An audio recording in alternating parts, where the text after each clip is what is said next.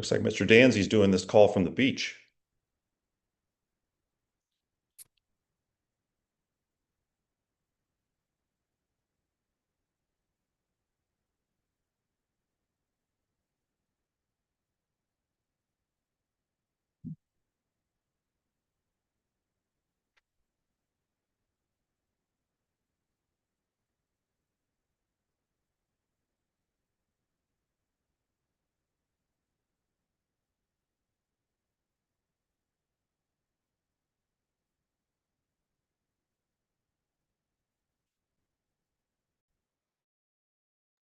Looks like I'm at the beach as well. I'll say, yeah, it looks like Mayor Branch joined them. I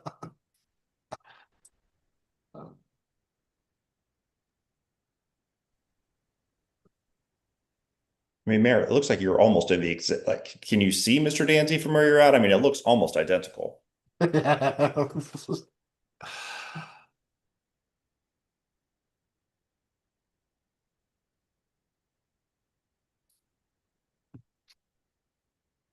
Oh, I'm If you move a little bit to the side there. I'm in Brandon's office. Just me and Brandon hanging out. With me. Oh, the jokes are endless. I also I have the ability to change everyone's name in here as well, which is a very I should not be given that authority. At one meeting, Josh was talking. He was using the example of having the city providing yoga as a service we may or may not should offer, and I changed his name to like anti-yoga. So it's a having that editing ability is a powerful. I have this vision of upon your election, you sit down with the city manager and he's starting to explain some of the responsibilities of being mayor, and you first go, do I get to host the Zoom meetings and how much can I edit on the Zoom meetings? Let's get that stuff out of the way first. Let's make a motion that I get the authority to change people's names in the Zoom meeting. Yes, that's okay. Believe it or not, Can that be in the charter? To let you guys know how much little power we have, we can't change our password for our email either. We can't. we literally can't do that. Yes, and they get reset like every 6 months. And multiple times I have to go down there and they're like, "What's your password?" I'm like, "I have to tell you my password." And they're like, "Yeah." And they know my password's "I love Jonathan Hayes!" exclamation point. Yep. Just make sure you spell it right. It's not an H. Come on, guys. It's Jon.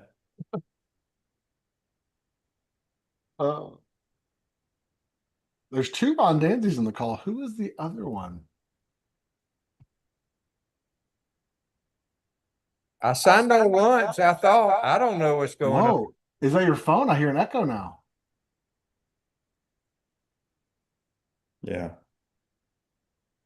It's AI. All right. Zoom is running as slow as molasses in the wintertime here. All right, who all do we have on? Right. It's like we only have Commissioner Street and the mayor. We'll go ahead and get started. Here we go. We got Commissioner Hughes just joined. Thank you, Jared. Last week, I guess really I should say a couple weeks ago, the first Saturday of May, back earlier in April, we had the Charter Review Advisory Board, or the CRAB, as Chairman Berg realized. That's what we've been calling it internally, the CRAB. Come and just have a conversation with the commission on just a couple of items that they've been kind of talking about and considering. And one of the big ones was the duties of the clerk treasurer, specifically the duties of the CFO aspect of that job. And I think to Chairman Berg's point, it's like, if there are any potential, items or thoughts, and if there's no real clear feeling on the Charter Review Advisory Board, kind of get some feedback from the commission so that we don't spend a ton of time and energy and resources with Charter Review and all the work that's going on, if it's something that we know the mayor and the commissioner feel very strongly about. Because ultimately, the plan is in July to get this in front of the commission and then sign off on it. And then by August 20th, we need to have it to the supervisor of elections office for the purpose of having it, hopefully, on the November ballot. So there have been a number of conversations. They've already made some pretty big changes, timing of the elections, et cetera, as far as a recommendation. But again, to Chairman Berg's question internally is, are there any particular items that would be considered kind of no-goes or a poison pill to at least the majority of the commission to that end? So end of last week, I circulated the red line version. A number of y'all requested that, both on the commission and the advisory board. Nevin and his team have been doing a great job of keeping track with that in the languages that the Charter Review Advisory Board has requested, and then kind of brought that back. So that red line version, updating our charter from the 1963 version, was shared, and then I also forwarded it around earlier today. And so when they came to the town hall earlier this month, we got to a certain point after, I think, maybe 45 minutes of conversation, when it was like, okay, we're kind of, really getting the weeds here, and it'd probably be great and best to take this to a virtual workshop to just have a conversation. And so that's the purpose today. So Chairman Berg, I've talked with the mayor and with Chairman Berg, and Chairman Berg's going to kind of just give a quick kind of an executive summary of some of the work that they've done, some of the big changes, and then we'll just get right into having just a dialogue amongst the Charter Review Advisory Board members and the commission as we prepare to get this buttoned up, and again, hopefully in front of the commission at one of the 2 meetings in July, so that we can get it buttoned up and over to the supervisor of elections office in August. So Chairman Berg, I'll turn it over to you, sir. Sure, I appreciate that, and that's a great introduction. Yeah. And I'm sorry, if I can just add one thing. When we get into the broader deliberation, if you'll just please raise your virtual hand, just so we make sure that we're evenly kind of flowing around and recognizing folks, because we are streaming this and we also are recording it. It'll be loaded to the city's YouTube page as well. So just with 10 people talking, we just want to make sure we do that decently in order. So Chairman Berg, over to you, sir. No, I appreciate that. And I guess I'm going to ask Mr. Mayor here, we really explained where the crab is at the town hall meeting. I'm happy to do that again. I don't see anybody on this call right now that wasn't already in that meeting. And so on one hand, if you guys just want to run with the discussions, we can, or if you think because this meeting is being recorded and perhaps somebody might watch it later on, I can do like a brief overview as well. Yeah, do like a 1 minute. Yeah, Okay. I think so. And I did fail to mention that Commissioner Lucas will be joining us a few minutes late. She's taking some community leaders through the MLK Junior Rec Center. And as a reminder, while all 5 of the commission members were there, Mr. Henderson and Mr. Ferreira were not at the town hall. So. Yeah, so I appreciate it, guys. I'm Brandon Berg. I'm chair of the Charter Review Advisory Board, and the City of Panama City has convened us as a board to review the city's charter. And the city's charter is effectively like the constitution for the city. It kind of describes the roles and responsibilities and some of the parameters in which the city can operate. And every city across the state has one. Ours hasn't been reviewed since the 1960s. Not sure if that's good or bad, but it just hasn't been reviewed. It has been updated as laws have changed. But just as decades go by, it doesn't necessarily match exactly what the city's currently doing. In some places, nothing major, but in some places it's just become outdated. And it's just a great opportunity to look at how the city's functioning. Is it functioning in the most efficient means possible? And so with us coming together, we've really had 3 sort of primary objectives. And number 1 is to bring it current, make sure that it matches what the city's currently doing. Number 2 is make sure that it's clear, because right now you end up with a 35-page document with many, many, many sections that are obsolete just due to statutory changes. So it's never going to be an easy document to read, but right now it's very challenging to go through the document and find what the actual substantive provisions are. And then number 3 is something that the city and the citizenship will support. There should be and will be an opportunity to, in the future, probably address some provisions that are maybe a little bit more polarizing or drastic changes to the way the city is governing currently. But in this situation, given how it hasn't been reviewed in 60-something years, we thought this was the best opportunity to just really get it up to speed and make sure that it's something that the citizenship will support in November. Quite just to speak personally, and probably on behalf of the other people that are on the advisory board, I'd hate to all this effort go to waste because there's some third rail issue that we sneak in here, or just becomes polarizing. And so this really is just a chance to get everything updated. The things that we've reviewed up until this point, cleaning up language, gender neutral language. There was inconsistent terminology. So just a lot of that stuff, just general cleanup type work, removing the obsolete provisions. Some of the substantive things that we've gone over is we've made a recommendation for revising the election schedule. So currently the city runs their elections independently in April, and we debated whether or not that made sense to continue to do that or to align them with the national election in November. Again, our recommendation is to align them with the national elections or the state elections in November, largely based on that you always have higher turnout in those elections. So there's very valid arguments for both sides of that. On one hand, you could do it where you probably have a more engaged electorate if you have an independent election, but you certainly have, and the data supports, you have a much higher volume of people voting in the fall when it aligns with those other elections. And just ultimately, our recommendation was based on more voting is better, more participation is better. There's no appetite to change the current city commission manager structure. That seems to be working very well, albeit we wanted to clean up some of the language that were around that.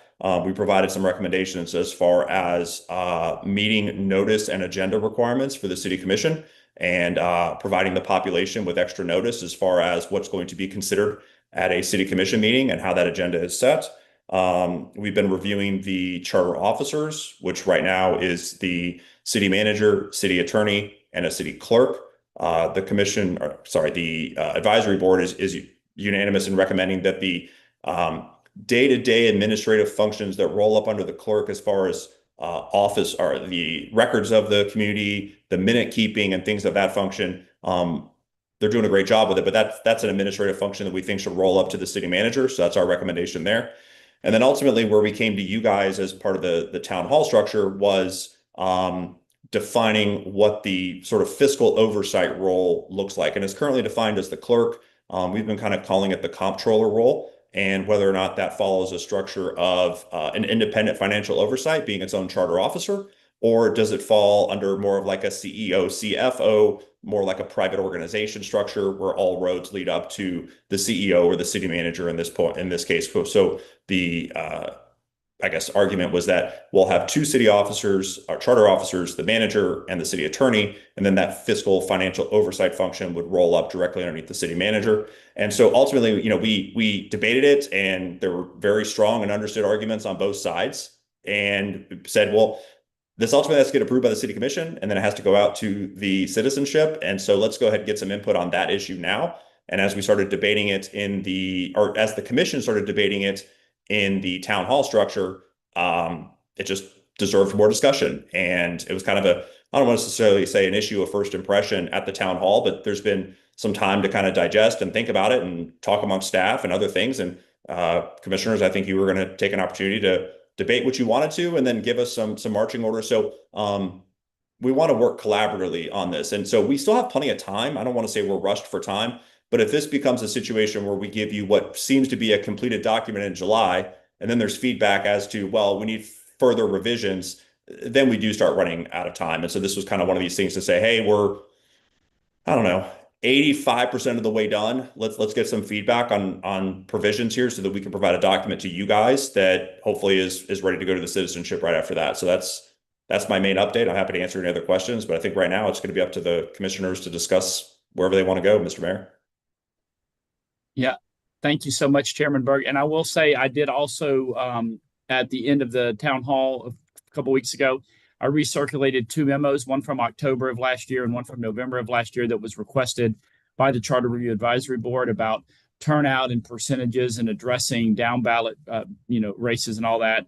Hopefully all of you saw those, and I'm happy to answer any questions about that. I did that in coordination with our Bay County Supervisor of Elections, the Leon County Supervisor of Elections, and the city manager in the city of Tallahassee. So happy to address that as well. All right. Mr. Mayor, we'll kick it over to you, sir. Awesome. My comments pretty much the same since last Saturday, in that I'd like to see, all the compliance stuff to me can roll into the city manager. I'm kind of indifferent to that. The biggest thing is I don't want to consolidate more authority or perspective or hide perspective that other voting members might want in the future. Again, all this is unrelated to the personnel we have now and the people we have now.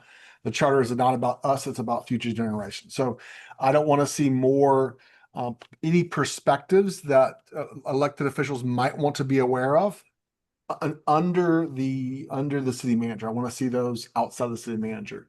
There's a lot of other, do we just want to go like topic by topic or just give our full opinion of all the changes thus far? Well, I think the one big question is, are there any no-goes, or what Chairman Berg referred to as kind of a poison pill? No goes in the whole document. Yeah, anything that they've proposed, Okay. like for example, even though, we feel the data tells a compelling story for moving it to November or August and November, which is why the crowd voted that way. Is one of you like, I don't care. I don't want it to ever move away from April of an odd year period. I think that would be good to know because we've already done a lot of work on that. Chairman Berg, is that kind of what you were thinking? Yeah, I think the commission has a couple of different options on a variety of these things. Number one is if there's consensus amongst the commission on any sort of issue that differs from what's being presented, then by all means tell us now so that we can revise it and get it back on your desk. There could also be an option of, I don't know how we're going to do this. You guys put forth your best option and we're fully prepared as a commission to debate this, and we may revise it before it goes to the citizenship or we may not. And so some of it also depends on at what level do you want the debate. All right, so I'm guessing it's going back to me because I didn't get to finish my comment. I saw that the city manager now would have to have a supermajority to be fired. And if we're going to do that, I'd like to see more authority taken away from the city manager, in that many times the mayor and commissioners either have to approve hiring department heads or can also fire department heads. So if we're going to make it harder to fire a city manager, then other pieces of his authority, I think, should then be delegated to the city commission and mayor. And those are my comments. Oops, sorry, wrong. Go ahead, Commissioner Street. So I'll go through a couple of these, but I'll start with the one that Alan that one was one that popped up for me, was the supermajority, but it also coincides with the police and fire additions. I wasn't quite understanding why we've got police and fire notated in it. And then it specifically says how those are appointed. So I could echo some of Alan's comments on that regard. My real feelings on the city manager as a supermajority are really like, why is the city manager supermajority but the attorney and the clerk are not? Like that was incongruent. Same thing goes with how compensation and employees are set. It's very clearly outlined in the city manager side, but there is no alignment of how employees and are compensated inside of the clerk and attorney's office. So I don't know if that was intentional or if there was something that's different. So I'm just going to throw these all out. We're welcome to discuss. The other thing was we had some discussions about potentially putting financial protection measures that are inside of that. If you guys feel like that's policy, I would love for you guys to say it's policy versus, do we need to have a reserve calculation inside of our budget? Do we need to have inside of the charter? I don't know the answer to that, but that was one thing that I was kind of curious if you guys had any dialogue. And then my last one, which sounds like really strange, but we talk about, like, these are supposed to be apolitical documents. The variation on pronouns and that section that's been added, I'm assuming, was that a legal requirement or was that just us trying to be extra clear? And I'm asking because as these move forward to the ballot, like, how is this going to be listed so that people kind of understand what it is and it doesn't sound confusing? I understand the intent is a man, woman, doesn't matter, you can fulfill any role in the city. But having the section outlined, is that normal in charters? I didn't know. So that was just a question that I had. is there a particular section, Commissioner Schuy, or is that throughout?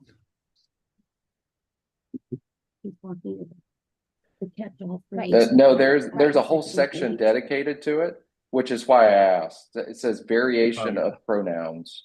It's at the very beginning, and Right. Gender if neutral it's language is normal to be used throughout the language, charter. then that's Yeah. fine.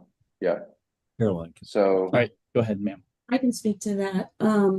This is Caroline Smith. She's one of Yeah. assistant city attorney, just for the public's benefit. and So- that wasn't my big one. That's just the one you guys have focused on right now. So I do want to talk about the other ones as well. There was some interest in modernizing the language when it came to pronouns. The charter was written in 1963, so it says he throughout. And there was just an effort to modernize it. And this was my effort to modernize it, but it is not what needs to be there. If that's not Okay. something that you want, it could be done where we just go through the entire charter and edit it. And that looks like to that be was done. he. Did I misread? But it looks like there is no language regarding he or she and throughout the rest of the document. So I guess that was why I was asking, do we have to have a section as well? You probably don't have to have a section. So this has been done in other charters. So I had seen it a fair number of times that I borrowed it in order to cover any that was potentially missed in the editing process, which can happen. But it can be just something that is on the referendum and that it's approved, and then it can be edited afterwards. Or I can go through now and change every single one. There's just it's kind of a perfunctory which way you want me to do it. I just want to make sure it's very clear what people are voting on, because you know how things can get confusing once they get an actual charter amendment. I just want to make sure it's Right. very clear. No, it's a good question. It's a good question to bring up because this was added just recently. The supermajority language and police services and fire. Brandon, do you have some comments on that? Sure. So let me touch on police and fire. I'm just going to explain sort of where the advisory board's head was at with these things. I'm not saying it's right or wrong, but here's where we're at. With police and fire, it was shared with us that really doesn't need to be in the charter at all, that the provision of fire services and the provision of policing services is already covered by the statute. What we felt, though, is if it was removed, it would feel very awkward to say, wait a second, now we have no police reference in our charter document, and now we have no, to me, it would be more confusing than it added anything. So really, we just wanted to have something in there that was very basic, that said that there would be policing services, and there would ultimately be one person that was covered, like not necessarily the chief of police, but one person accountable for police and fire. And then we left it intentionally open-ended so that it doesn't necessarily have to be a city employee. That if for some reason there was some degree of, hey, this is a Bay County sheriff or something like that, it actually was intended to not be confusing and also give the city more options as to who that one person accountable for law enforcement and fire provision services would be. That's where our head was at with that.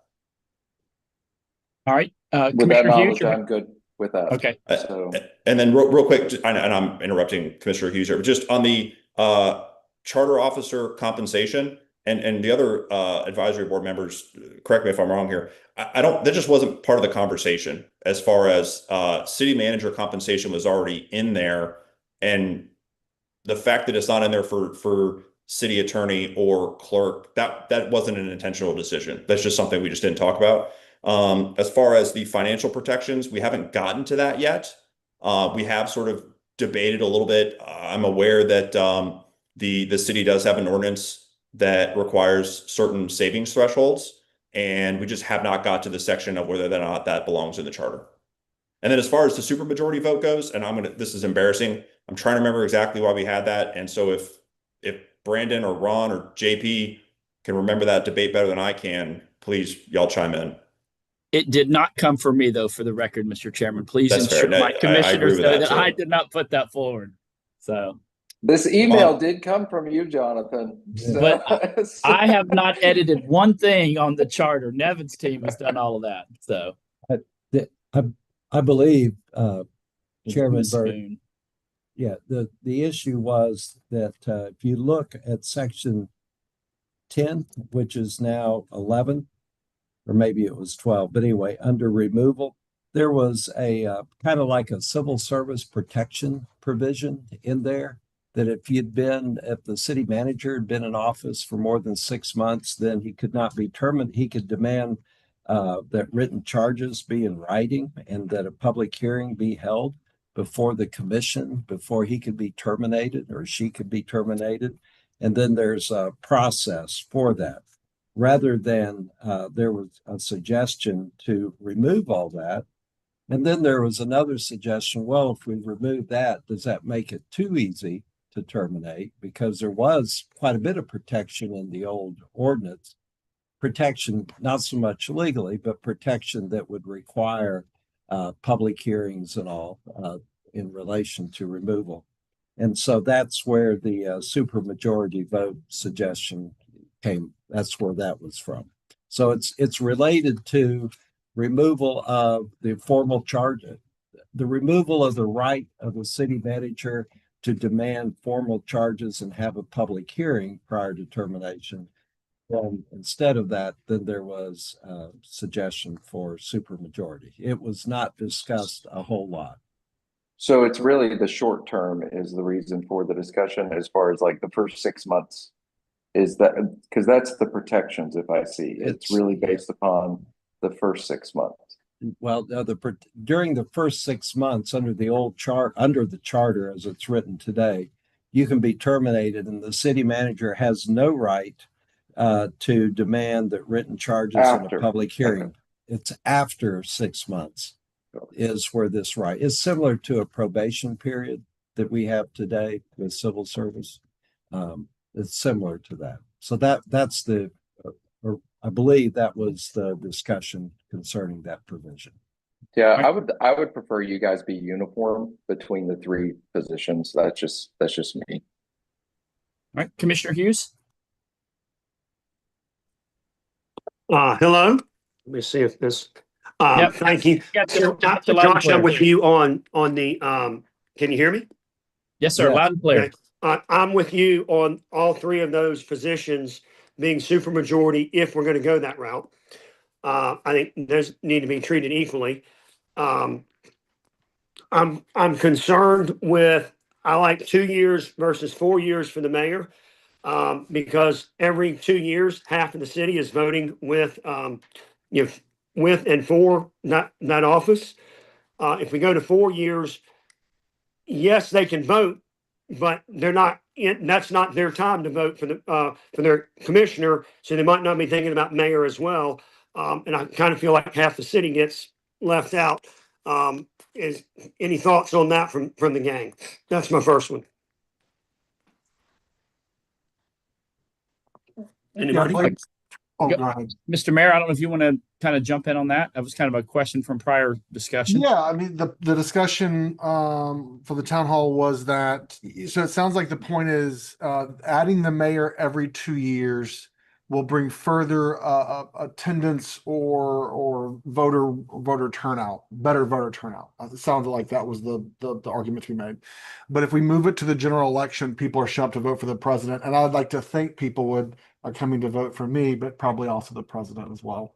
And so to me, I think that's a better point if the elections remained in April. To me, that's a very strong point to make if the elections remained in April, but not so much in the general election. All right, Commissioner Granger. Okay, well, hold on, I'm not done. Real quick. Also, on the mayor part, y'all have the mayor setting the agenda, and having it out 48 hours before. When you say setting the agenda, do you mean going into City Hall, creating the agenda like is given to us, or finalizing and approving the agenda? What does that mean, Brandon? It means finalizing it. So the spirit of that would be that I'm sure manager and staff and other people would provide recommendations, but ultimately there's one person that would decide what actually goes on the agenda for a given meeting. And the reason for that is because we're suggesting that the city's agenda be published 48 hours in advance. So the status quo is that the meeting itself gets noticed, but there's no requirement that the agenda be what it is or be static and things can be added to it at the day of the meeting, whether it's small or large. What we're suggesting is that the citizenship should have an opportunity 48 hours in advance to be able to see what the agenda is going to be and then decide whether or not they want to come to the city commission meeting because they may have something to say about that.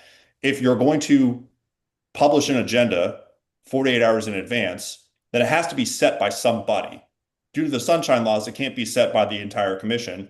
To me, it seems awkward to have it be set by a staff person. So the only logical solution was it be set by basically the chairman of the commission, which is the mayor. And so the back thing that we filled in with that was, well, what if the mayor's being obstinate and won't put an important issue onto the agenda? And so what we said was, upon the vote of 2 commissioners, presuming the mayor doesn't want it on there, so if you get 2 of the other 4 to just simply say, I want this on the next agenda, it shall be on the next agenda. So that's kind of the way we're trying to balance between helping the commission run efficient meetings, but also give the citizenship the opportunity to know what's going to be discussed at a meeting and show up if they have something to say about it. Okay, and I understand that, but are we asking an elected person who really doesn't have in the day-to-day operations of City Hall to get involved in something that there's more to it than setting it? Department heads, you don't know who's bringing what. Where can be a pitfall of that? And Alan's got a job. Is he going to go over there during the week and get the agenda ready versus do his job, or any mayor for that fact? Does that make sense? It does, and I'll fully acknowledge. This concept comes from my community association representation background, and the way those things almost always work is the manager of those communities will have a proposed agenda, and usually a couple of days before the agenda needs to be published, they will send that to the association president that says, hey, here's our proposed agenda. Is this good? 9 times out of 10, the president says, yep, looks good. Let's have a meeting. Sometimes the president will say, actually, we're not ready to discuss this, or they have something else they want to add on there as well. So it's a final seal of approval. The idea that the mayor in this case would go around to every department head and poll people that's just not the reality of what happens. It's just ultimately somebody has to approve it and say, here's what's going on the agenda. And like I said, just out of default, I didn't think it was appropriate for a staff person. Sunshine law prevents you guys from doing it another way. So that's why it came down to the mayor, with the fallback of, if you have an obstinate mayor, it only takes 2 of the 5 to say, put this on the next agenda. Thanks for the explanation. That makes sense. Right. Commissioner Granger?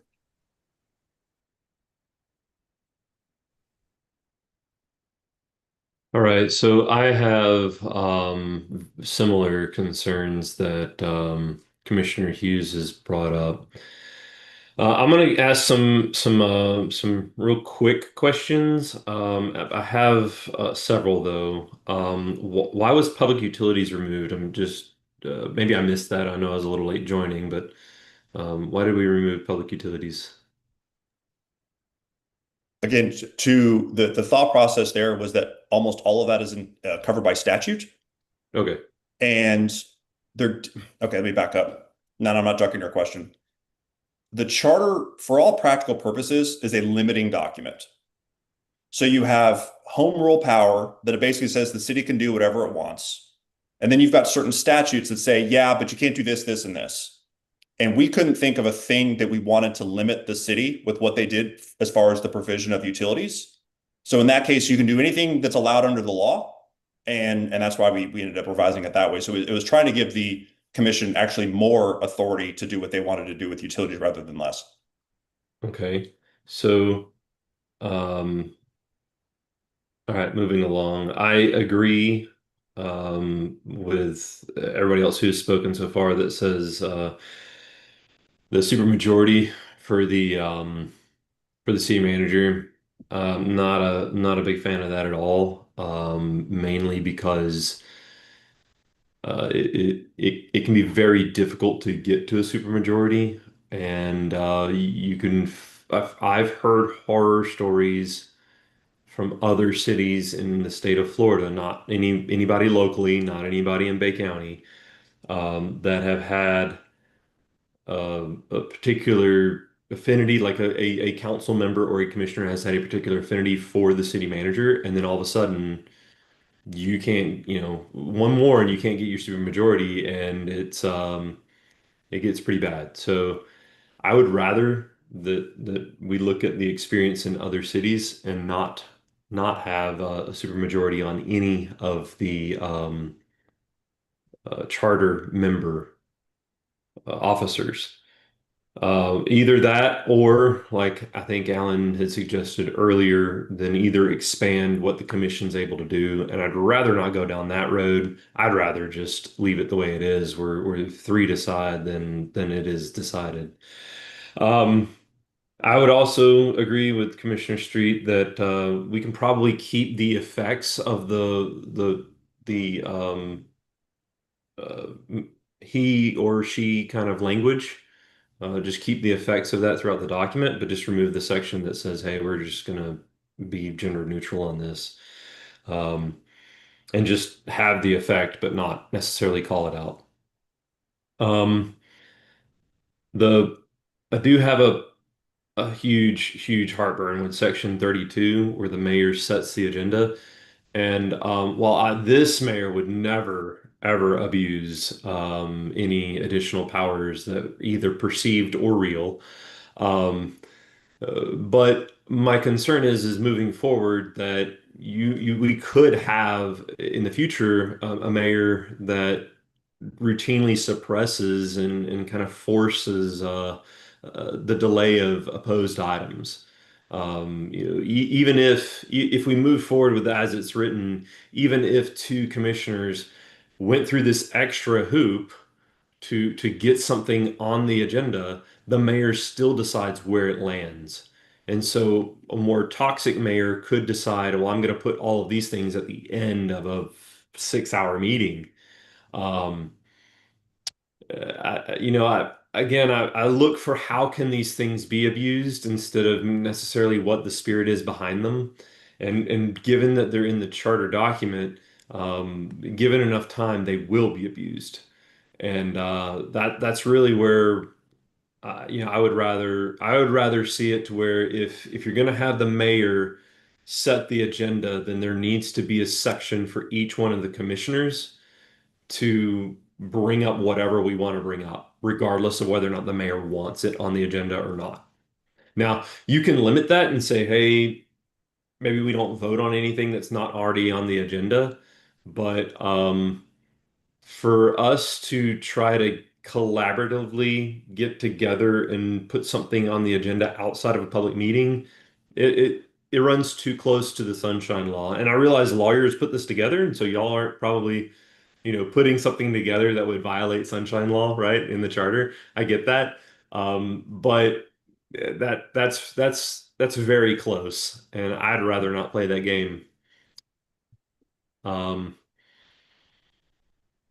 And then lastly, I do share the same concern that Robbie shares with the 2-year commission or 2-year mayor. I also understand how how ridiculously inefficient that is for the mayor, right? I realize that, and I don't have a good solution to it, other than just put the mayor on the midterms. If we do move it, then put the mayor on the midterms, so it's not mayor and president together. All right, Mr. Dancy.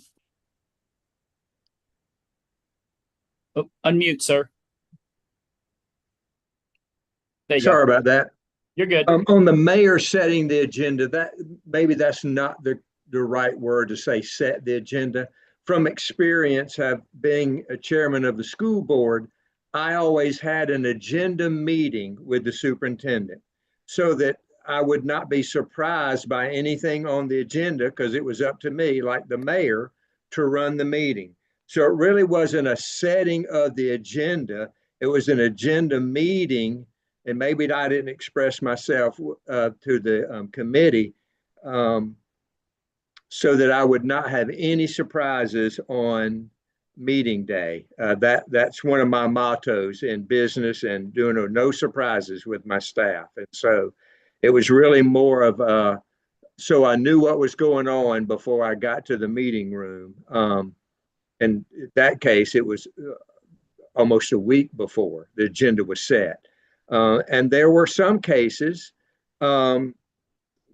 when sometimes the mayor or the chairman of the board knows something that in the community that it might not be the right time to bring a certain agenda item. And sometimes that happened to me serving on the board. But setting it is maybe that's not the right word, but I think it's important that whoever's running the meeting sees the agenda well in advance of when it goes, because he's in charge of running the meeting.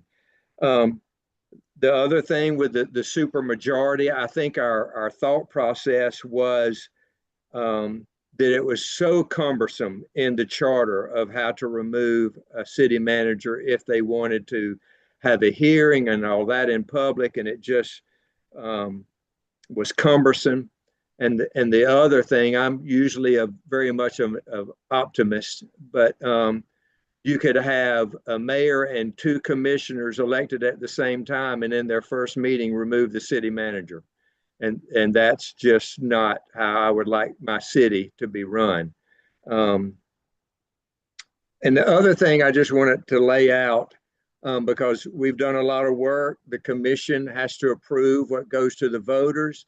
But the bottom line is whatever goes to the voting public has to be easy, understandable to the voting public, or the whole thing will fail. And all this work will be just on a simple no vote from the public because they don't understand. So we don't need to get way out in the weeds too much of trying to explain it. It needs to be simple language so that the voters will understand it. Thank you, Mr. Dance. All right, Mayor Branch, we've got it in order. Go ahead. Oh, I just lowered my hand. I think the mayor should literally set the agenda to the meeting. And here's my case for doing it. My campaign cost $100,000. I get 4,000 people to come vote for me. Unfortunately, the commissioners can get elected with like a handful of friends who show up. I get blamed for everything. I get asked to be I had 4 events I had to be at on Saturday evening. I had 3 people that got mad at me because I wasn't at their events. So the expectation of this job is much more than the authority of it. What you see in other cities who have, a lot of cities will have the mayor, there might be a weak mayor, but they actually have an extra authority with staff. Like they appoint the chief of police or fire chief. Or they have executive power. And what you see in the situations where the mayor has something a little bit more is you see commissioners who end up running for mayor because they understand the system and they want their point of view to more steer the ship. So I see the agenda as sort of the tiny, instead of being a strong mayor is the far end of the spectrum, weak mayors here, and adding setting the agenda as a tiny stair step of getting an extra privilege that the job already commands of and the public expects of you. You could look at it like the mayor could abuse that power, or they could use that even against staff if that's the perspective of like, nope, you're not putting that. We're not talking about. I mean, a lot of the more contentious topics we've had, they could say we're not even discussing that purchase because I don't want to see it. And so it is a little bit more authority than the commissioners, but that's what the public expects the mayor to be doing everything already. And I've never advocated for that either. But I do think there should be something extra that the mayor gets, because when I tell people, oh no, I have no extra authority and my campaign's 5 times harder than everyone else's. Unless we want to move to at-large elections for everyone, let's move to at-large elections. Or, I mean, another conversation would be selecting a commissioner to be the mayor every year. But there has to be something. If my election's harder and the expectation's higher, then you all should take a turn at it. All right, I'm going to recognize Chairman Berg in 1 second, but just for the benefit, I don't know that I've really told the Charter Review Board this, and for the benefit of the public, but I do meet every single week with all 5 elected officials. Occasionally, it doesn't happen because of their schedule. If I'm out, then Brandy or Jared will take that meeting, and Mr. Zimmerman is almost in every one of those meetings as well. And we usually go over the agenda, and so that does happen. We have the same meeting 5 to 10 times every 2 weeks for sure. All right, Chairman Berg. and then Commissioner Granger, and then Commissioner Street. So, well, speaking on behalf of the board, this was not intended to be a mechanism to give the mayor more authority.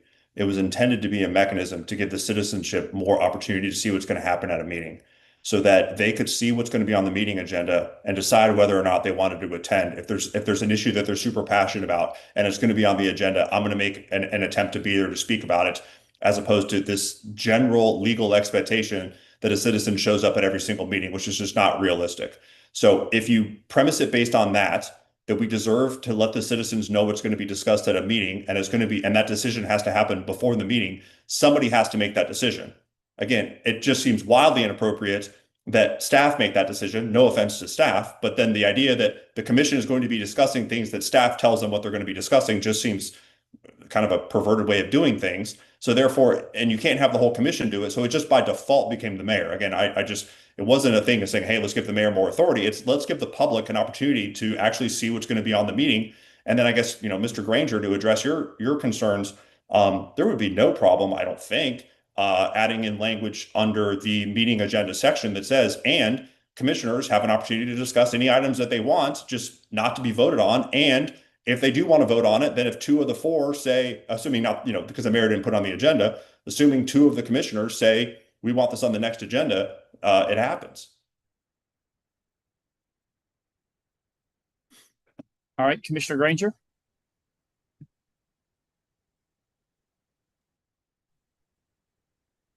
All right. So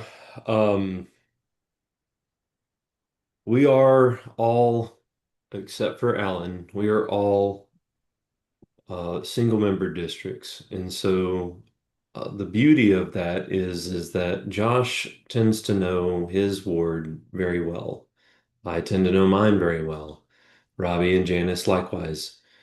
And so we represent a very small amount of people comparatively to the entire city.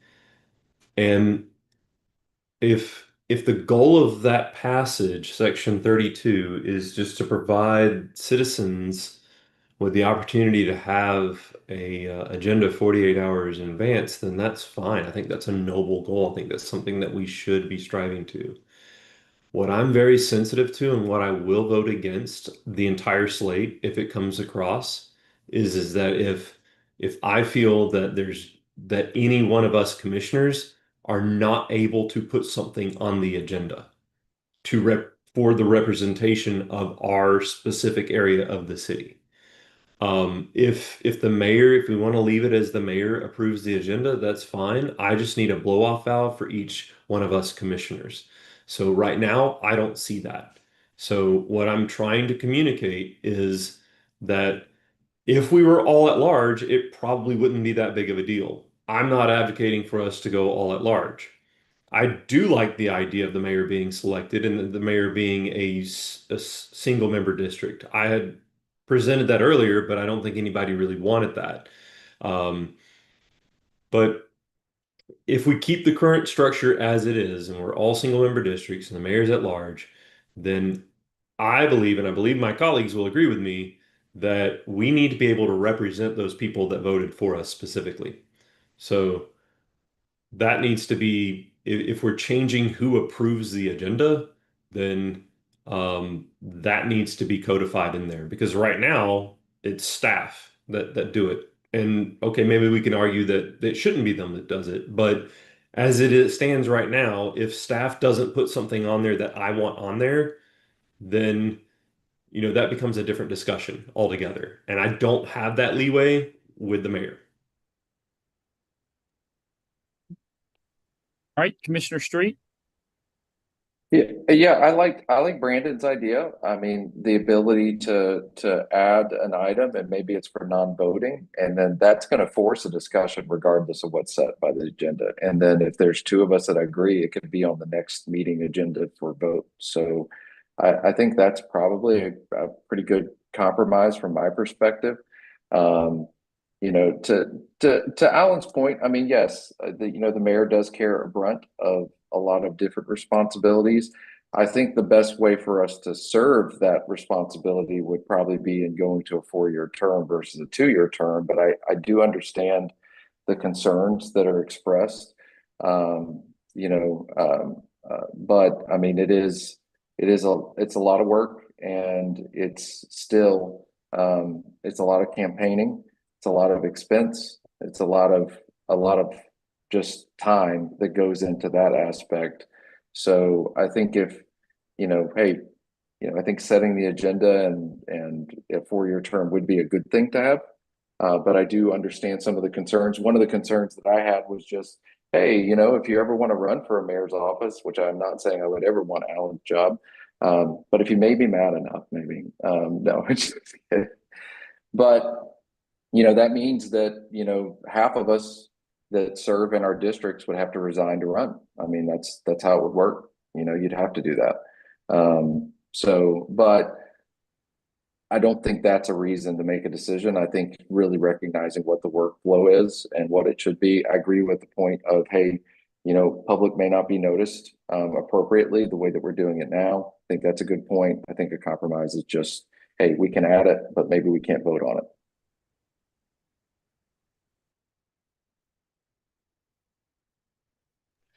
Commissioner Hughes, and then Chairman Berg. Go ahead, Commissioner Hughes. So on the setting the agenda, it's been a rough 2 more years for you there, Josh. So my concern is it doesn't get on the agenda, 2 people vote on it, and it's the next meeting. But time is, what we're not taking into account here is a lot of this stuff that comes before us is on a timeline, not ours, but contractual timeline between other parties. And for us to have that kind of veto power is not really fair to the public, in my opinion. And I'm with Brian. If we were going to go with that, I would want each commissioner to have an off ramp for that. To your point, though, we can't vote at large because there was a class action lawsuit in Panama City, and we're the only ones that vote by ward here in Bay County. So, but here's what I'm also concerned on the 4 years, because if it's good enough for the state reps and it's good enough for the U.S. congressman, 2 years, and Alan, I hear you. Believe me, you are all over the place. You are everywhere I look. I'm like, there's Alan, there's Alan. So yes, you work more. And I'm concerned that the 4 years ties up half the county. Remember, if we go to when the national elections are, we're going to be last on the ballot sheet. It's going to be federal, state, and then city. And more reason on the off year that we're not, that they don't get that low and on the ballot sheet. So my concern is that we would be no ballots, or not, it's called down balloting. And on the setting the agenda, that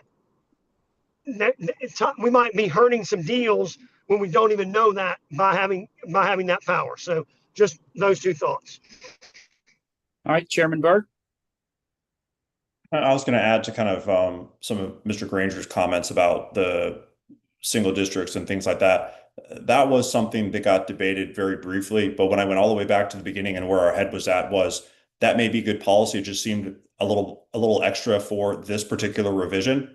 The idea would be to get this document into as far as we reasonably could so that it gets approved by the citizenship in November. And then if there's specific items like, hey, let's talk about ward voting or adding a ward or whatever, those types of things could be kind of a single issue vote that's available to the citizenships whenever you guys decide to either convene another advisory board or decide to put it for yourselves on the ballot that comes up. And so again, I'm not inherently opposed to that whatsoever. It just kind of wasn't in the spirit of what we were trying to do. I'm not saying that's right or wrong, just kind of where our head was at on that.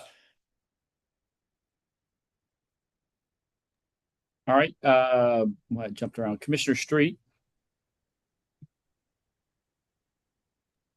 Yeah, maybe I can give a little bit of perspective. If the argument is a 2-year term is better, why wouldn't we all just go to 2-year terms? And I think, if we want to provide an element of stability, like we either need to maybe commit to that, or maybe it's the mayor's 6-year term, so it rotates between the districts. I mean, that's also an opportunity that's there. But if the argument is 2-year is better, then why are we not considering it for all of us too? And that's not to pressure us into a 4-year term. It's to say, guys, even state reps and congressmen and all of these other things, it puts you in, all you're doing is fundraising continuously. And do you want to really elected officials to just be about fundraising for half of their term in office? That does not seem like a good setup to me. So, so anyway, that's something to just think about and consider in that. All right, put it back in order here. Mayor Branch. I think Robbie wants to speak. I want to hear if he has a rebuttal for Josh. I was going to say very similarly something. So, all right. Well, I was Go ahead, just going to Commissioner ask, what's wrong with 2 years right now? Is there, and I'm asking that question because I haven't been in that position.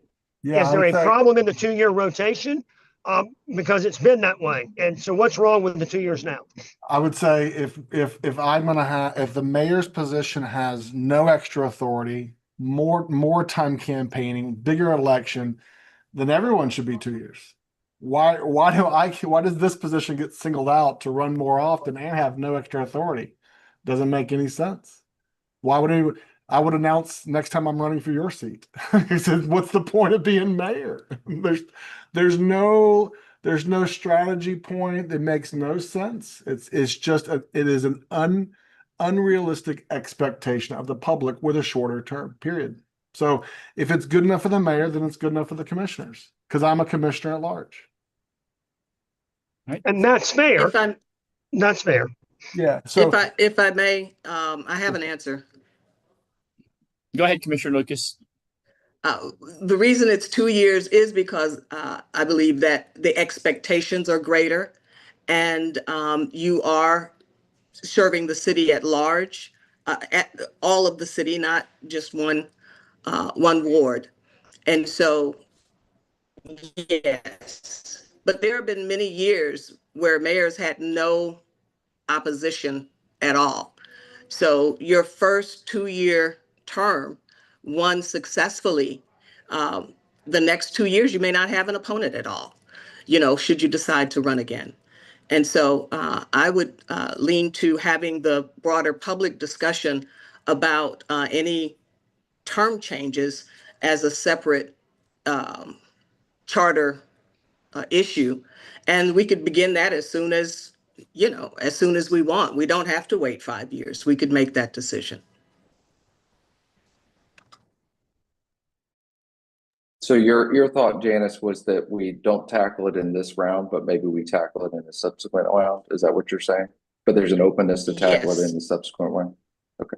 Yes, and with the concern that has been raised about wanting to get a charter review passed, and we said this at the town hall meeting, to make it more likely to pass than less so if we've got a lot of different things or one or two different things that people really go, I can't do that.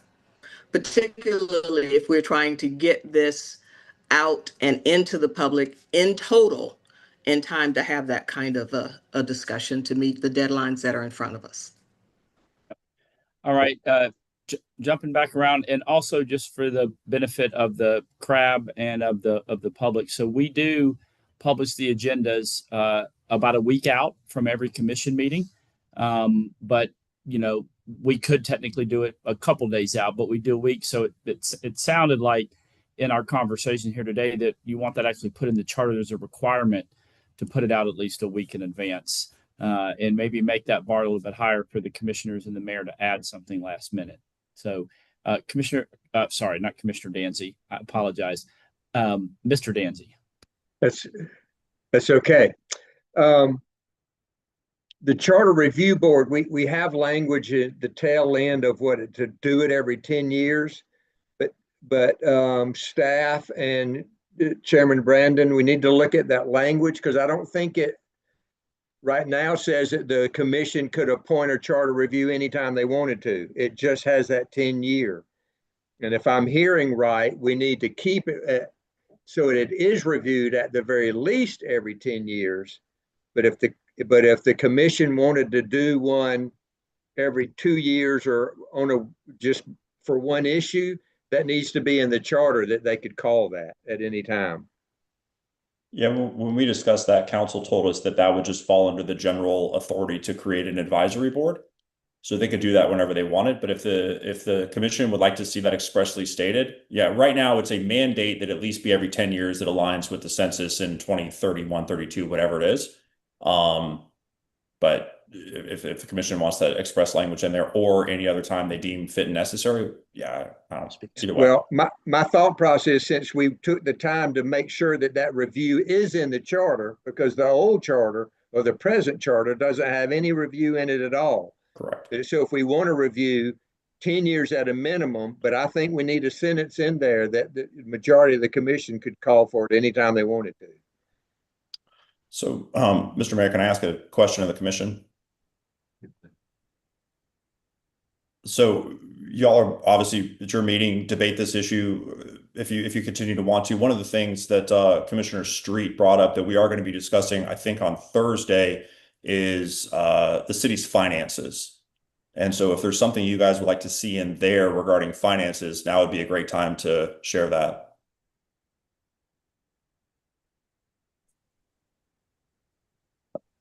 I did have one quick question before we move on to the next topic. Mr. Zimmerman, since our meetings run on chairman's rules, correct? Yes, chairman's rules, but primarily the city commission has adopted rules of procedures, and the rules of procedures are three of you. I mean, it was 5-0 vote, but you adopt the rules of procedures, which includes the agenda process. Okay, just making sure. Okay. But you're correct. It's chairman's rules. All right, Commissioner Lucas. Just wanted to clarify that the mandate as currently written in the proposed charter change does not preclude. It simply says shall go no more than 10 years without a review. Okay. Yes, So ma'am. I think we're good. Unless we just want to add that verbiage, that we have that general authority as the commission. Commissioner Street. Can I just jump in super quick? Yes. Go ahead. Yeah, I'm sorry. Go ahead, Chairman Burke. Again, just sharing our thought process. We were trying to make the document as streamlined as possible without it being confusing. And so we were trying not to say things that the commission already had the authority to do, other than we just thought it would be confusing if we struck police and struck fire. That's why we left it in there, just to make it less confusing, but you still have the authority whether it's in there or not. So that's where our head's at. All right. Commissioner Street. Yeah, so on the finance side, to answer your question, Brandon, I think really it's a conversation focused around reserves. Obviously we need to have them. Obviously we need to have the flexibility to use them. But the question goes is how long we can go under reserved, and what is that minimum reserve? Is it based upon our policy, or is it based upon something that's actually codified in the charter? So that's the biggest one that I had. The other ones, maybe to have a conversation about collective bargaining. I don't know that is like a number one priority, but that's also one to kind of talk about how that process goes. One of the things that I saw some municipalities do is they just limit department heads from being involved in any kind of collective bargaining agreement, so that there is some buffering between those that are advocating for the funding and those that are making decisions about the funding, kind of create some checks and balances between those two. And then, the last one was really just, I think that's the really two main ones, truly. So from a finances side. All right. Anyone else? Chairman Burke, go ahead, sir. So happy to entertain discussions that you guys have about any sort of fiscal controls. I think the thing that the board, the limited sort of discussions that we did have really focused on everybody agrees that making sure that the city has adequate savings and reserves is good policy, no doubt about it.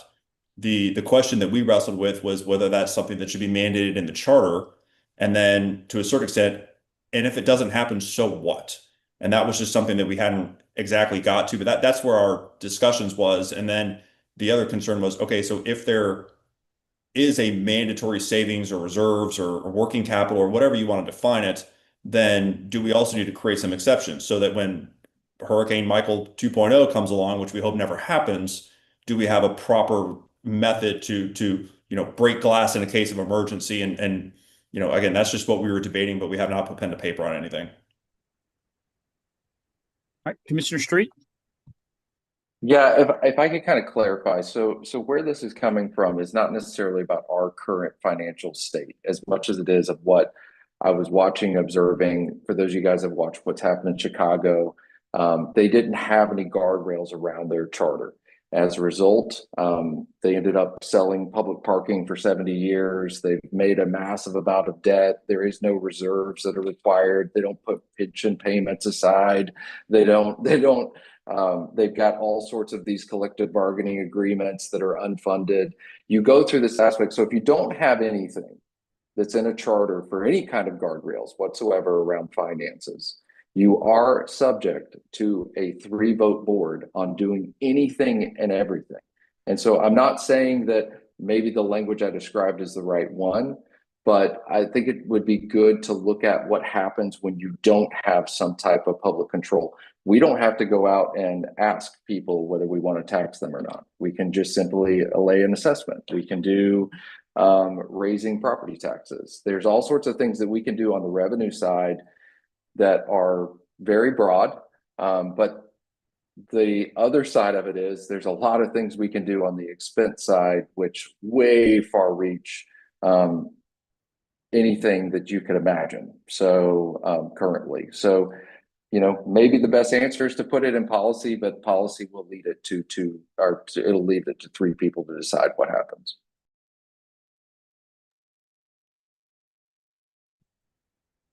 So one of the things, and I've said this many times over in our meetings, is one is I don't want to govern by the least common denominator. And number 2 is this a solution looking for a problem? And so one of the things that we debated was, should we have term limits on commissioners and the mayor? Well, interesting. I mean, good debate. There's logical reasons for that. Yet it didn't seem like the city of Panama City really had an issue with people running for decades at a time. So it was like, well, what problem are we trying to solve here? Every commissioner that's on this call has only been here for, I think, 4 years. I think Commissioner Street, you're the most tenured one, and you got on in 22? And so it's like, well, why are we putting term limits if that's just not a problem that our municipality has? And so that was kind of one of the things. By all means, we can entertain something, but I hate to say, well, the city of Chicago did something, therefore we're going to handcuff the city of Panama City when we don't have that problem. Look, I'm as fiscally conservative as they get, and I understand what you're saying. It's just also, in one of these documents that's so challenging to change, do we want to put handcuffs on something that's not even really a problem right now? That's a fair assessment, Brandon. I mean, me looking at it, and I think some of you guys asked me this, was like, what are some things that you wish you had better tools for? And I think following Hurricane Michael, some maybe better guardrails on spending would have been helpful. Now, can you do that through a policy? Can you do that through something else? I don't know. So, but I appreciate you guys at least having a discussion about it. Yeah, I would say if there's other people supportive of what Commissioner Street's saying, I don't mind putting pen to paper, and I'm not trying to call you out, Commissioner, but if he's on an island, then we're not going to put time on this. But if there is hey guys, I'd like to see some language on this, by all means, we can work on it at the next meeting that we have. Question.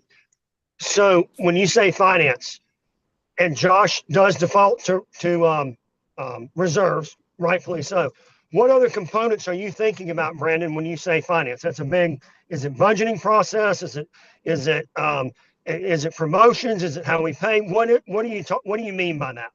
New guy here.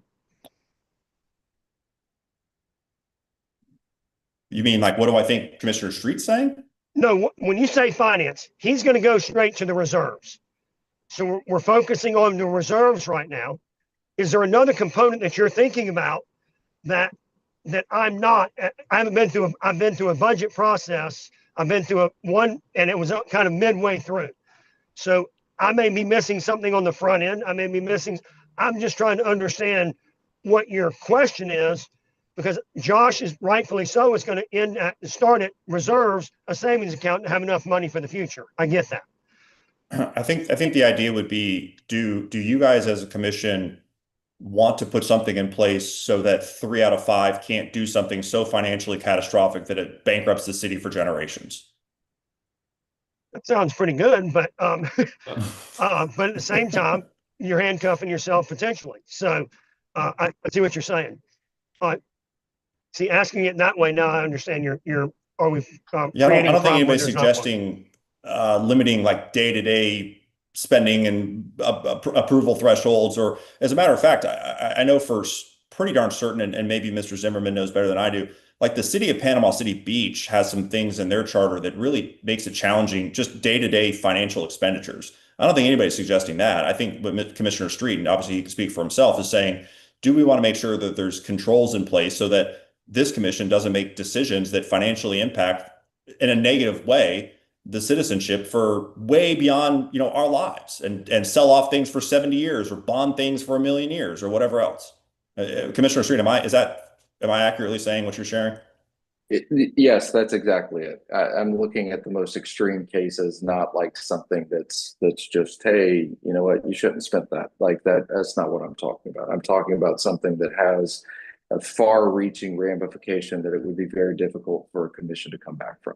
I mean, there's been no discussion over, and Mr. Hayes has done a good job of explaining to us how certain people can spend 5,000 and 25,000 and 50, and there's no discussion about putting any of that in the charter. That's just pure self-governance. This is more long-term financial decisions that could really jeopardize or otherwise bankrupt, to take an extreme example, the city long-term.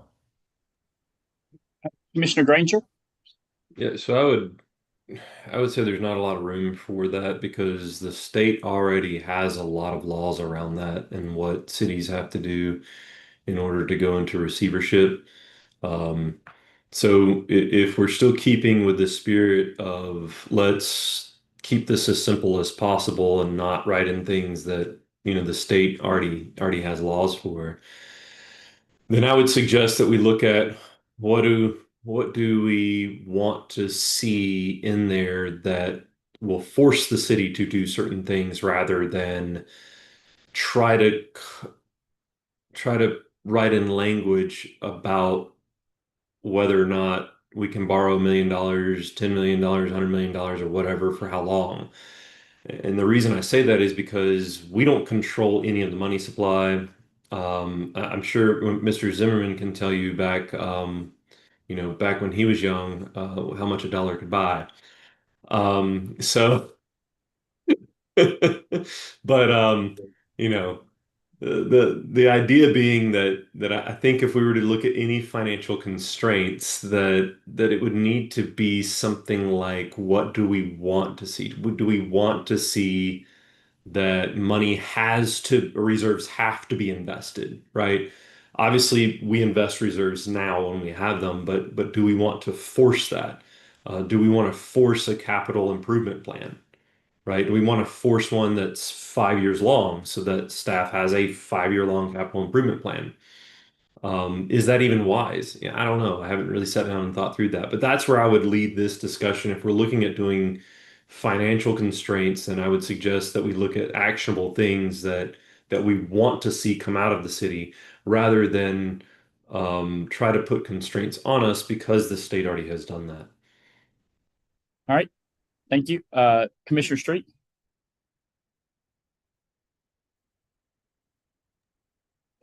I've never been accused of not being blunt. So this is basically, I'm going to give you guys the exact language of what my thoughts were, and then go from there with what you will. But it would be a minimum reserve requirement of the city maintaining an unassigned general fund reserve balance of not less than 2 months operating expenses. That is essentially what our policy is now. It would be codified in the charter. The second thing, when it goes below that minimum, if the reserve balance falls below that, it would be no new personnel hires. It would be Employee pay increases are suspended. It'd be department or the budget increases are suspended. And then there would be extra preventives that would go beyond that in extended deficiency. The extended deficiency was described as longer than 2 consecutive fiscal years of being underneath that. Reserves can obviously be used for local states of emergency, unseen revenue shortfalls, and one-time capital needs. But the issue that I am most concerned about is the extended amount of time being under reserved. And so having some type of thing that makes you think about it when this happens. This is not just, oh, hey, you're under reserves. Like there's actually some teeth behind it would be helpful, in my opinion. That's just me. All right. I thought someone else had their hand up, but Commissioner Lucas, you're next. Thank you. I agree that your guidelines, Commissioner Street, are ones that should be followed. Putting them in the charter, I don't believe is the place for them to be. We've got the rules in place already, and yet here we are. So what does putting it in the charter do differently to prevent it? I mean, if it happens, it happens. And I don't know that the charter is the way to go to prevent that. And it could create some unintended consequences that we just can't see right now.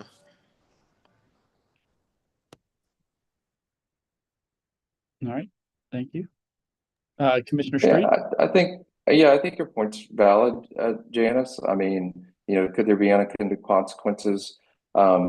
But, me bringing it up is because we've had this policy for a long period of time, but we're obviously, we haven't expedited the solve for that policy that we've set. There really is no teeth. There is no motivation. It's just a number on a page, whether there's 0%, whether there's 16.2%, there's no requirement for anyone to take action on anything. It's just a good practice. And that may be what the right decision is right now, but I don't think having a reserve policy, if there's no consequence to it, is ever really going to be followed.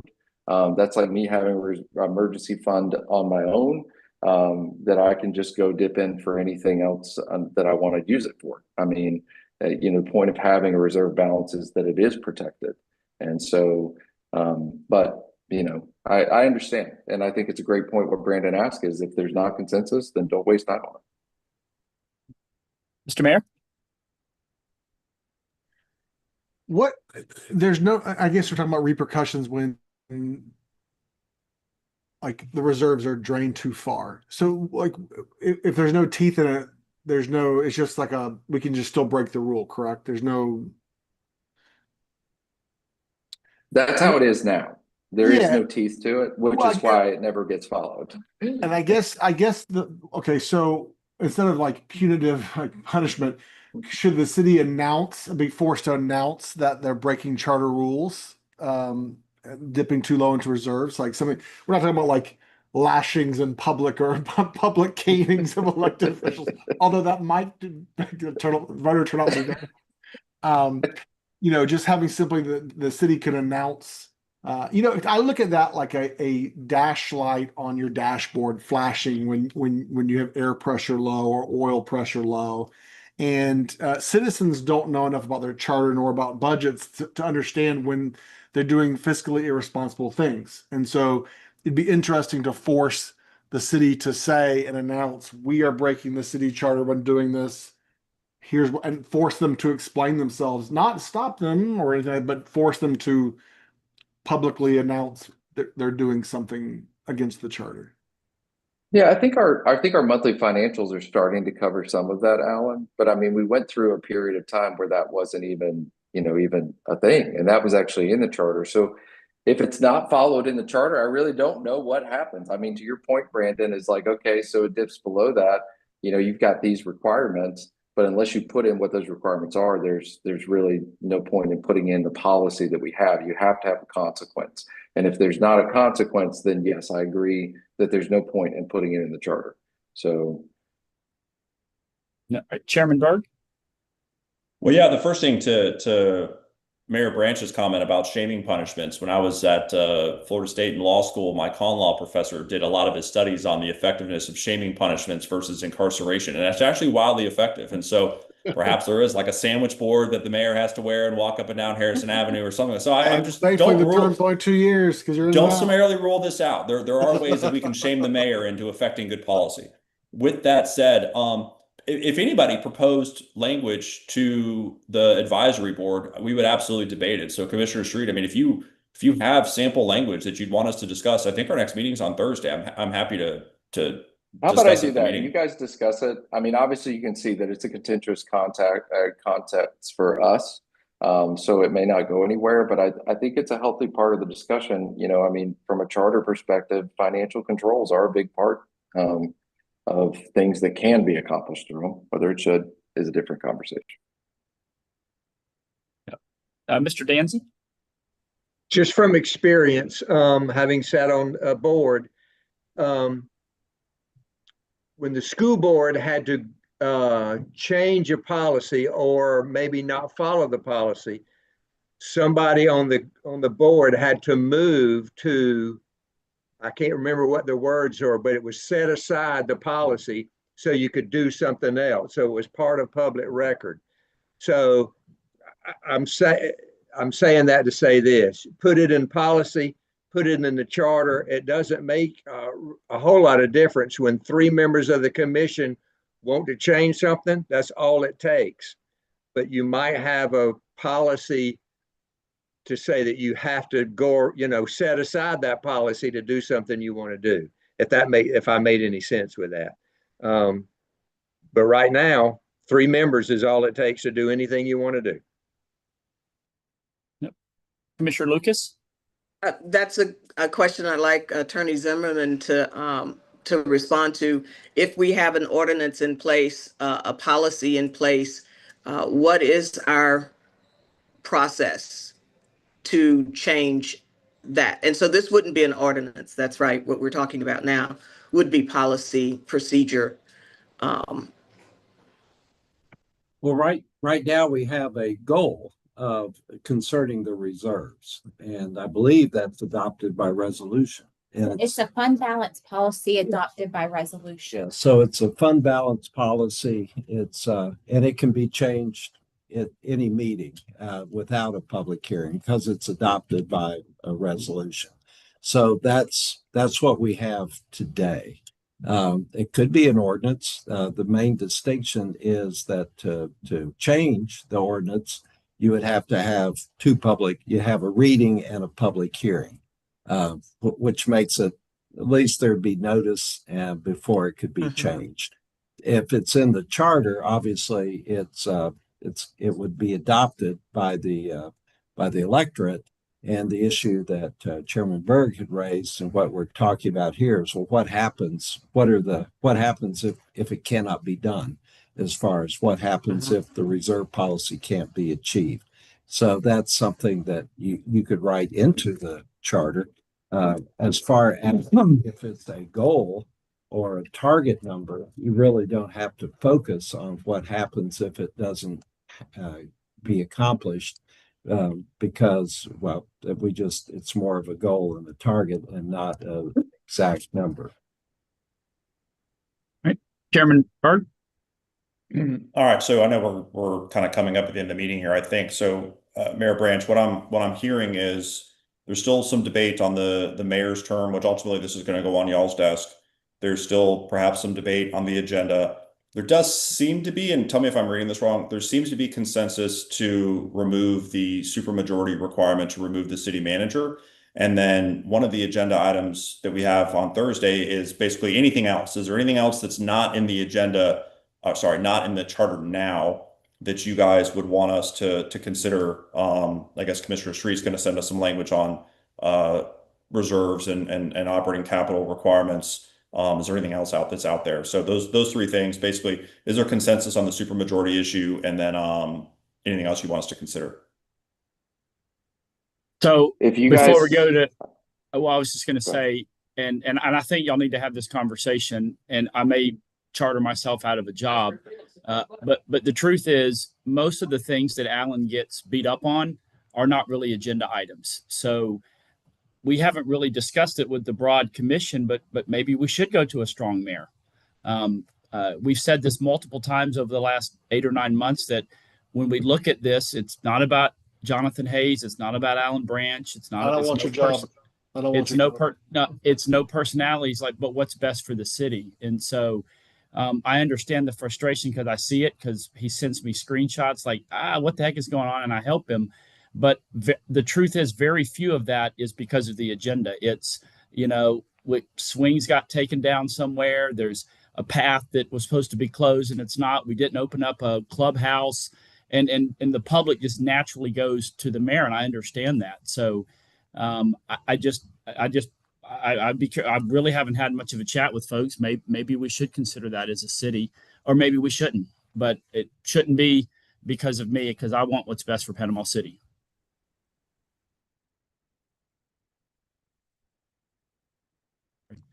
Commissioner Street, your hand's up. Yeah, I agree with that. I think we should give more things for Alan to do, with no extra pay and no extra anything. I think that's a great idea. Every 4 months. Campaign every 6 weeks. Hey, I do have something. I don't know if you guys have discussed this or not, but I think it was, I can't remember. I think it was you, Ron, that asked me, is there anything that's like super awkward for the commission to talk about or do anything with? And I'm going to tell you guys, commission pay is one of those things. I would like to not have any voice or any say in what I get paid. So if that is okay. So if you guys can talk about how to do that, that would be amazing. So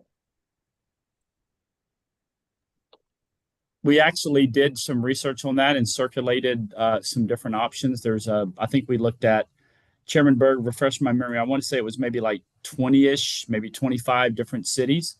And interestingly, one of the common ones was a percentage of whatever the county commission makes, because the county commission's salaries are set by state statute through population in a formula. So, for example, it could be the mayor makes, 75% of what a county commissioner makes, and then the city commissioners make 75% of that. That's one particular example.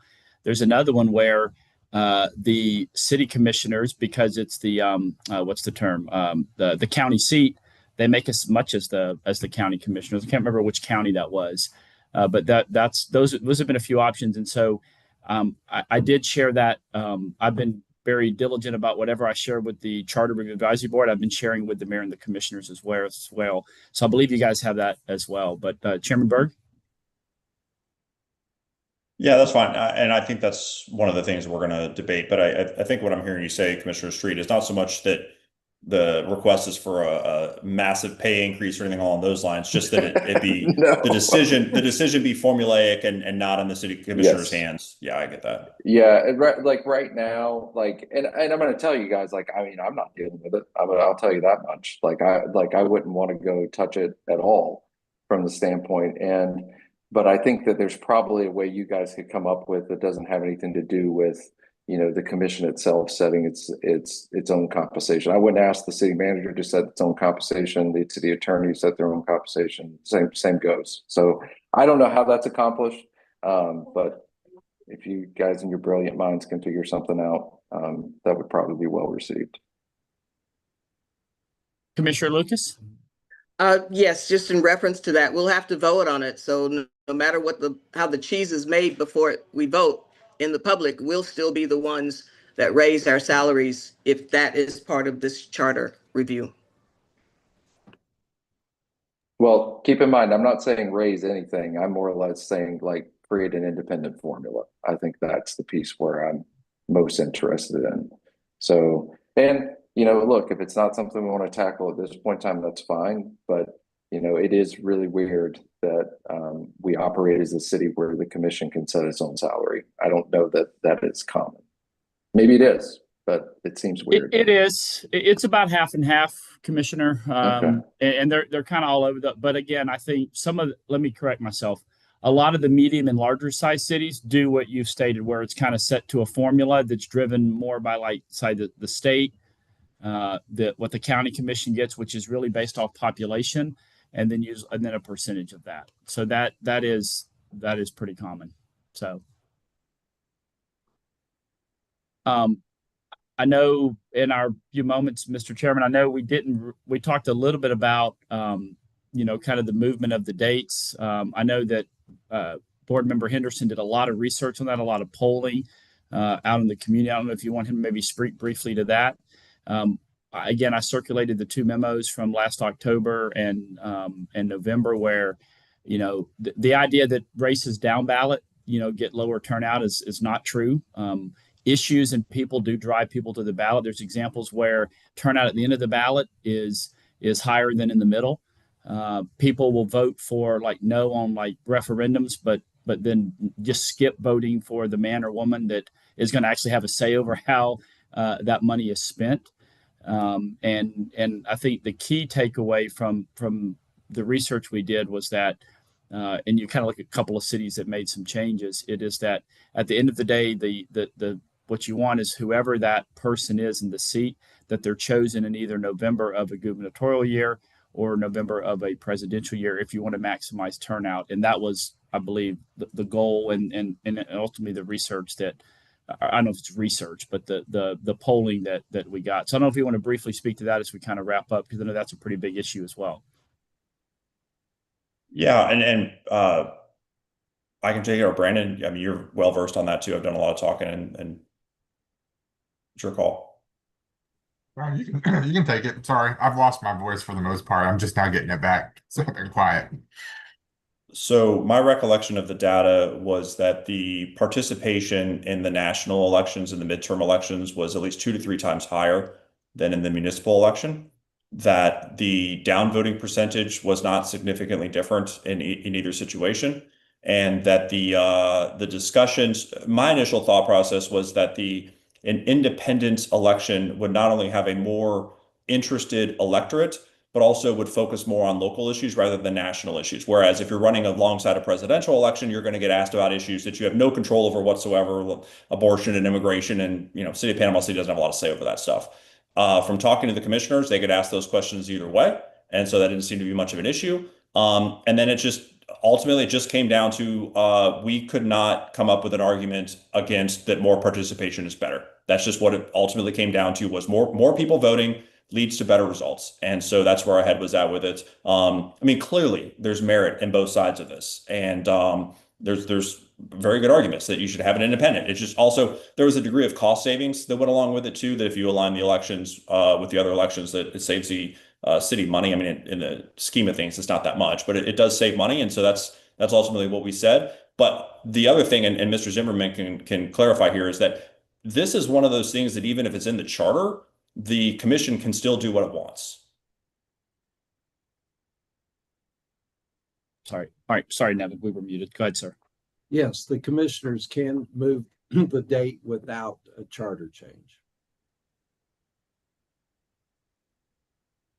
So if you guys chose to move it to the national election, you could do that on your own volition. We could amend the charter, and then you could still move it to, even if it said in the charter it was going to be aligned with the national elections, the commission could say it's going to be its own independent election. So it's kind of more figurative than anything else.